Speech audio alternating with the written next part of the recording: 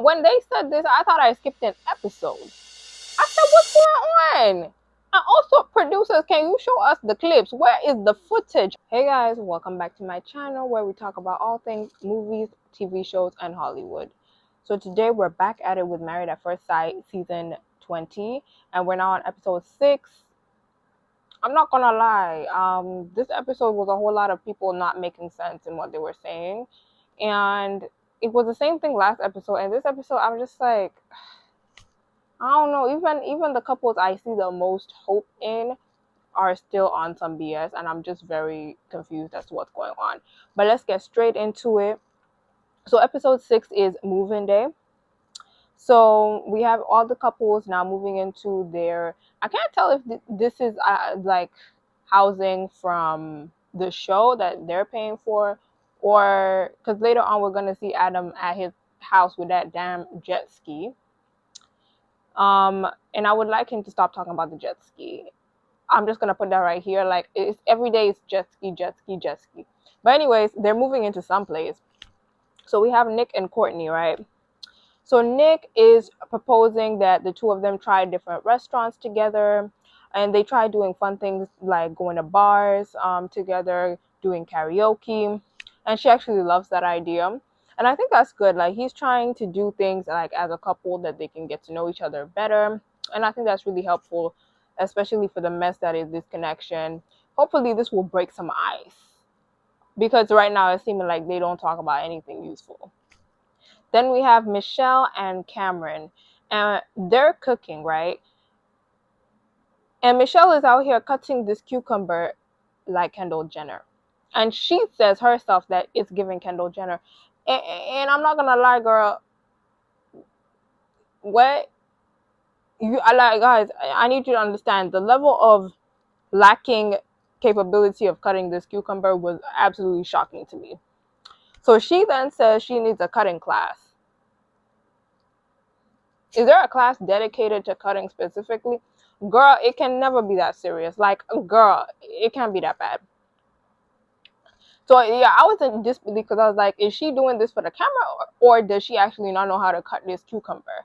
It seems she doesn't know how to cut the cucumber. I said, oh my goodness. Like, it was so awkward. It really was giving Kendall Jenner. Anyways, so she is trying to help the cooking process, but it's really Cameron carrying this process here. And she's just there looking cute, but she tried though. And then we have Sean. Guys, when I tell you I'm so over and done with this couple, they can be the first ones to divorce. I don't care. I really don't care. I'm drained. Sean and Nikki. So they both acknowledge that they have been arguing pretty much for 40 days and 14 nights non-stop. They have been fighting. Like, it's conflict every day. I've not, like, oh my goodness. No. What kind of relationship is this where you're arguing every single day? They can never seem to get on the same page, so it's a whole damn mess. So then we find out that Sean actually called her crazy. And this whole conversation is them telling us what's going on in confessionals. And this conversation was just a whole lot of mess. And I was trying to deduce what they were saying because it was so much he said, she said. So apparently Sean called her crazy. I can't remember if that was Sean telling us that he called her crazy. But then he said that she was towering over him.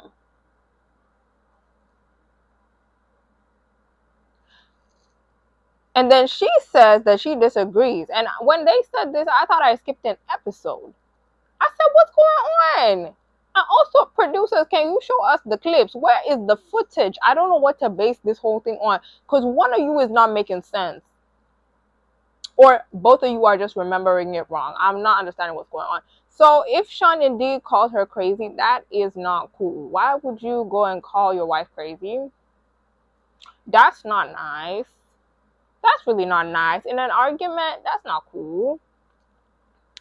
And then now she was towering over him. And that's why I'm like, I needed to see the clips, because that's also not cool. So what's going on, guys? I'm so dazed and confused. as to what was going on in this conversation. So what, like, I just need them to release the clip, because it sounded like this altercation went down and it was not pretty. I don't know what to believe anymore, because they're saying such contradicting things. Each one of them is obviously telling the story to make themselves seem like the victim, but then I'm like, the stories sound completely different. So producers, please drop the clips, I'm begging you. So that's a mess right there. And then she now says that he actually called her aggressive as well. Sean, you have a PhD, I'm sure. Like, and this is why I'm like, I hope this is not true, but let's work under the assumption that what she said is true. Calling her crazy, calling her aggressive, that's not cool. And you know the implications of that. If you know what I'm trying to say, you know what I'm trying to say. But calling Nikki specifically aggressive when she's trying to have a conversation with you, you know the implications of that. That's not nice. That's not. What are you doing? You have a PhD, man. Let's not even. So it's not like, I just don't understand what's going on. So Nikki actually feels that he is more of the problem in the relationship. And once again, I can't tell who the problem is anymore, because where are the damn clips? I feel like every argument they have, we're getting a caution. I'm just losing context. Literally, this whole argument, I was like, I feel like I skipped an episode. I had to check to make sure I was still on episode 6, and I watched episode 5 before that. Because I was like, this came out of nowhere. You understand? So this was a whole damn mess right here. So then she tells him to basically sleep on the couch, and he spends the night on the couch. And I'm so tired of these arguments. Like, please, no. Please put us all out of our misery and have these two divorce. I just don't understand what's going on. So then, morning time, right? Everyone's awake now. Sean says that him and Nikki, they're having this conversation. And then he's basically like, you know, we're just two suns in one solar system. Pretty much all that's the same. Like, they're both very driven and very strong personality having people. So this is one of the things the experts were saying, is they can either like be a perfect match because they both are ambitious, that type of strong personality, or they can clash because, you know, it's just that type of vibe. And he's saying they're basically two suns in one solar system is what's going on. Yeah, among other things. Because what's crazy is we haven't even talked about the physical attraction here. We haven't talked about that for a minute. So even putting the lack of, I guess, physical attraction on Nikki's side, they are still arguing all the time. And it's just problems upon problems upon problems. It's too much. So then we have Adam and Marissa. So Adam gives Marissa a tour of his home, his actual home. This is why I was like, oh, so we're going to people's actual homes. Because the rest was giving like apartment, it was giving hotel, it was giving, we're paying for this experience. But this one, he took her to his actual home. And they got on that damn jet ski. And I was just like, okay, now you have gone on the jet ski. Can we talk about something else now? Can we move on? We have experienced the damn jet ski. Okay, now you actually have to talk about other things in the relationship, okay? Like, every time Adam opens his mouth, I'm hearing jet ski, jet ski, jet ski. So then moving on to Devin and Caitlyn, right? I feel like Devin and Caitlyn are sick of each other.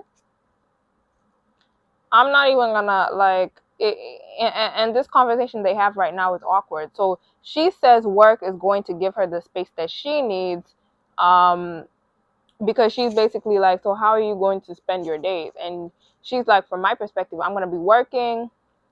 And then she's like, I hope you're not just going to be sitting around waiting for me at home. That comment was strange.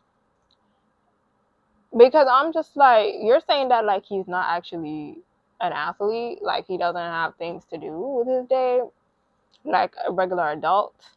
And then he's basically like, okay, but can we still watch movies like at night and hang out when you come back from work?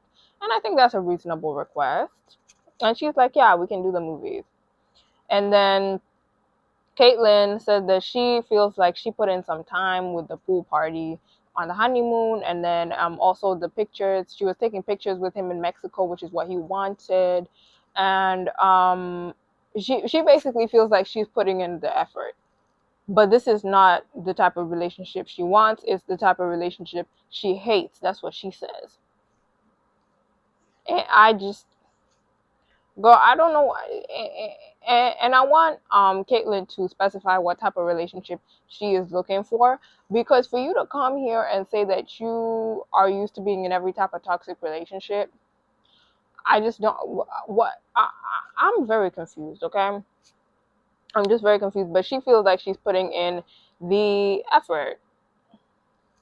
I don't know. I just feel like this is a mismatch from both of them. They both have different needs, and I'm just confused, okay? So then we have the expert sessions, okay? Now the people are meeting up with the experts to share about their experiences, right? So Courtney and Nick. Courtney and Nick have both agreed that they have a lot in common. I wish I knew what you guys have in common. You have being like athletic in common. Like when Lisa and Paul were matching them up, they seem to have a lot in common, but they have nothing to talk about. But Lisa then asks about the physical touch. And Courtney says, oof, bruh. Let me just say, first of all, I would have hated to have been Nick sitting on this couch with Courtney, okay? So Courtney actually said that he tried to cuddle her during the honeymoon, but she was just like, the second he was trying to, be close to her and cuddle her, she was just sitting there, laying there, literally like waiting for his alarm to go off. Like she just wanted him to get off of her.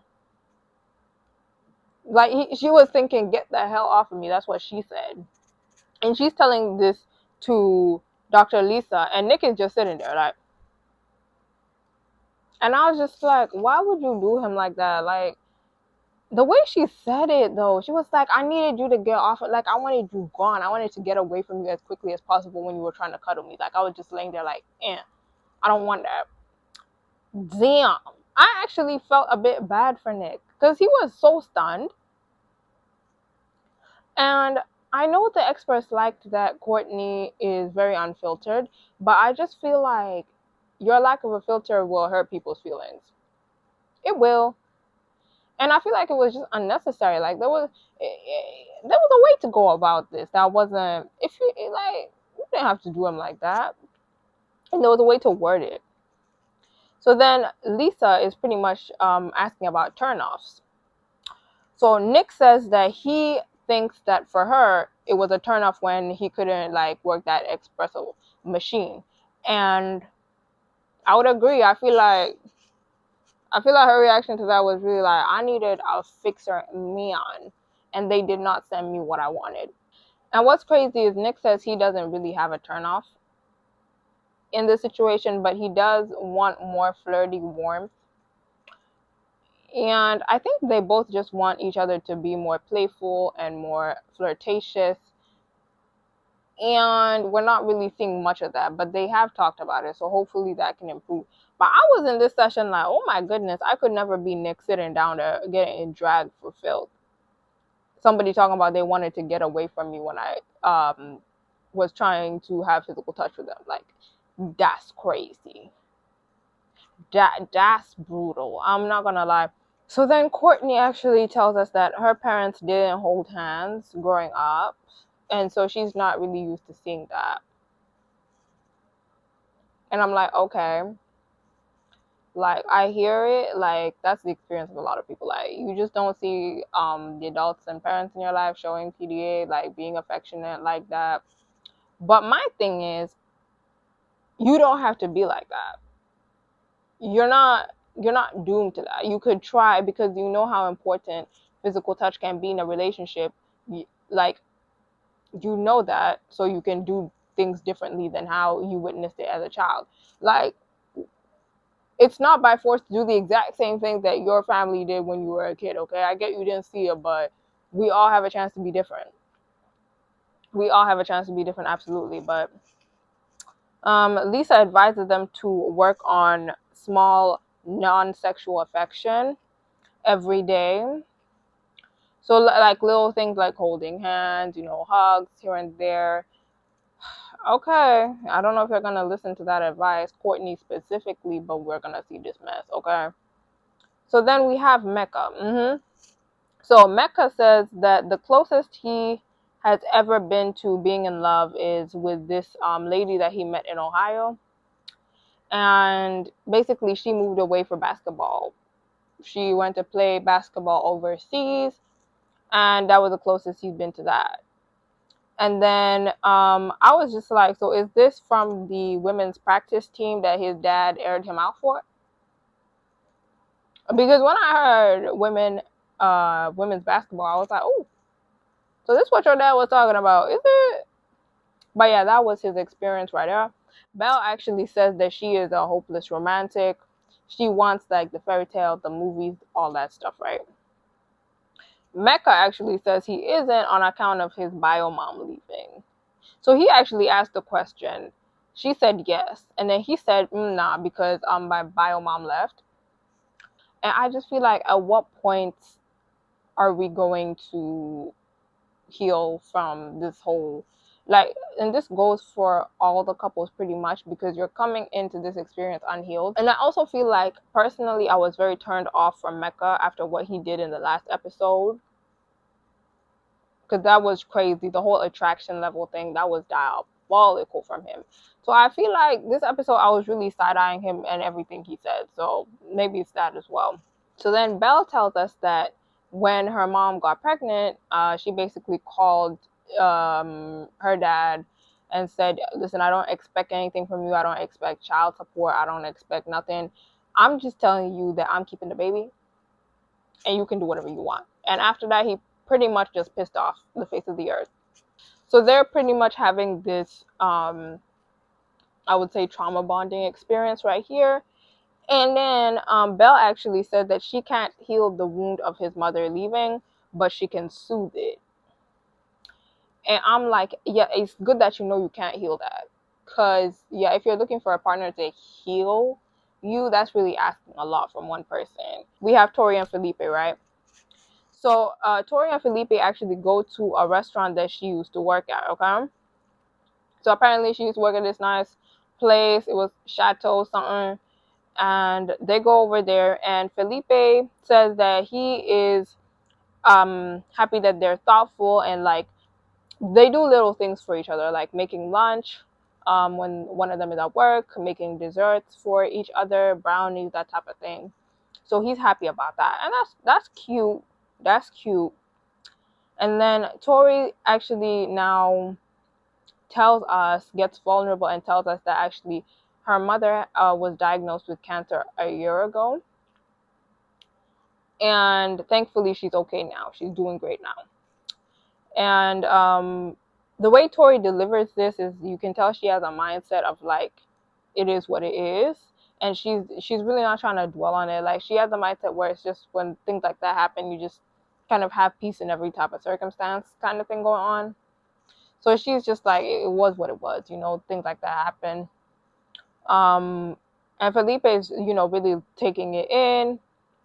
And he's actually reacting to it because this is the first time he's hearing it. She's obviously moved on from it, so he's actually having very strong reactions to hearing that her mom had cancer before. So this is a pretty good conversation. They're getting vulnerable with each other. Never would I have thought that I would be out here thinking Felipe and Tori are one of the strongest couples. Like, I'm not even, on account of Felipe, I'm not even gonna hold you. I did not see this happening, but here we are. I think it's like the bar is pretty low though. So we have Devin and Caitlin, and they're talking with Lisa, right? So in this session, Devin says that he has a lot of experience with abandonment and rejection, and then now they readdress the whole gym situation. And Caitlin said that from her perspective, it was pretty much like, I woke up, I was getting ready, like we had agreed to go in the morning. I woke up, got out of bed, got my stuff ready. I looked over at him, and he kind of like, when somebody like wakes up and then goes back to sleep kind of. So he woke up, looked at her, and then went back to sleep. So she thought that he was already awake. So from her point of view, it's like you're awake and you just don't want to go to gym anymore, because why are you fully awake and you're not getting your ass out of bed? So that's what she was thinking, right? So she said that she expressed this to him, and pretty much she feels like he's never, in this circumstance and in other ones, he's never willing to listen to her point of view. And from her perspective, first of all, Caitlin, I want to believe you because that story actually makes sense. But also at the same time, you've been said that you wanted to get away from this man. That's what you've been telling Courtney, who's also trying to get away from her man. So it's like at the same time, yeah, that makes sense. That explanation makes sense. But also at the same time, you have been going up and down saying you want to get away from him. So I don't know. I don't know what to do for you. But that's what she says.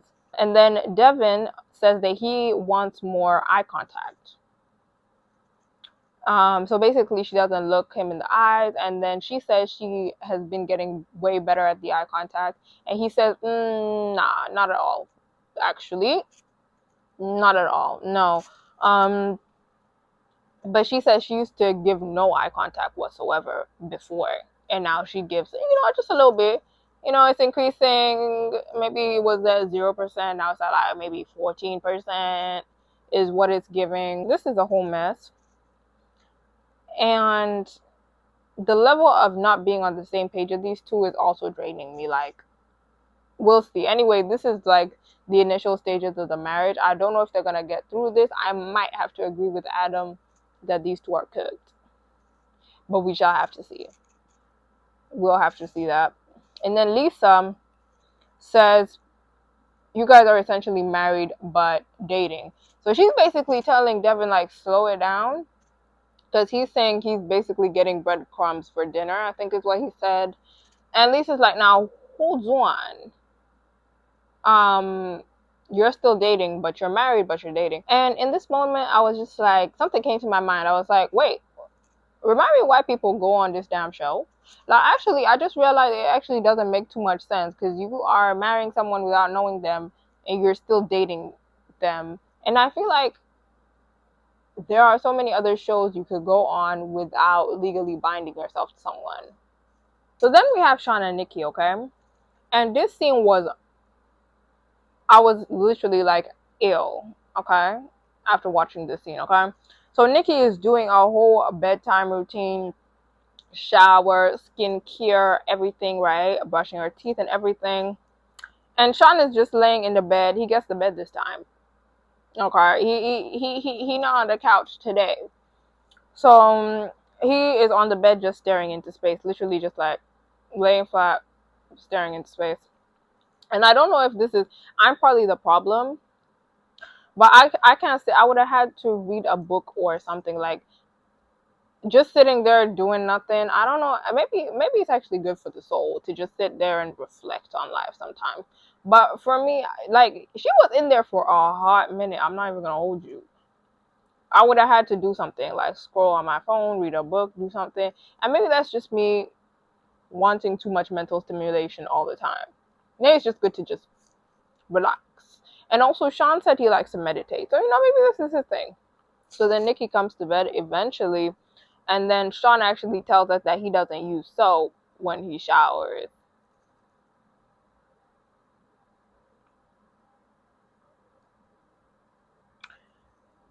He says he doesn't use soap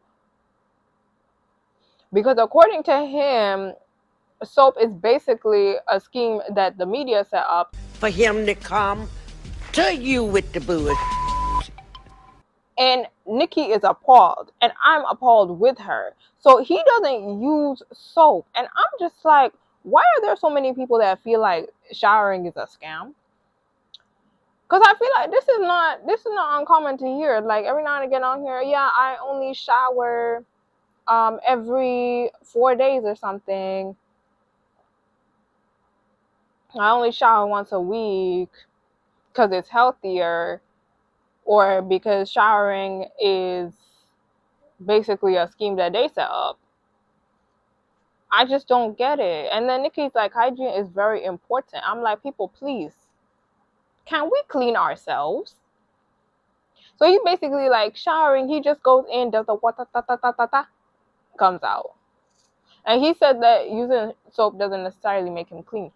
And I found this very strange because the science of the soap is able to get to the germs and to the oil and the stuff like that that um, water cannot get to. So it helps clean the body and remove the dirt and the sweat and the oil, germs, and all types of things that make your body unclean. How are you going to do that with just water? I'm so confused. Like, this whole conversation did not make sense to me. But they do talk about how they are both growing from resolving each argument they have. Like, they argue and then they resolve it.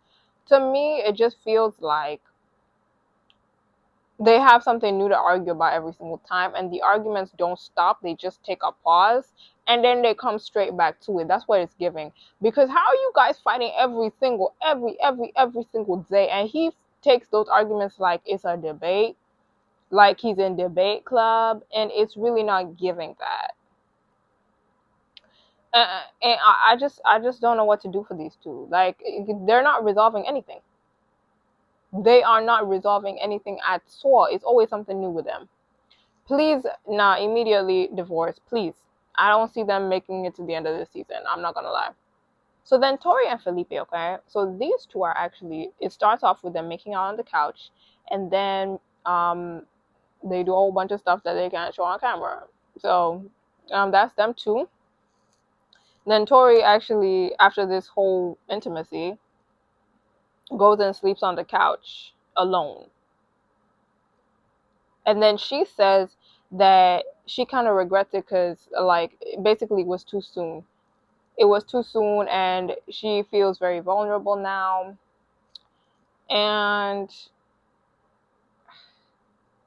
I mean, if that's how she feels, then that's how she feels. Like, I mean, it's very unfortunate that she regrets that whole interaction right there. But I mean, is what it is. So she's not, and she says she's more avoidant in relationships.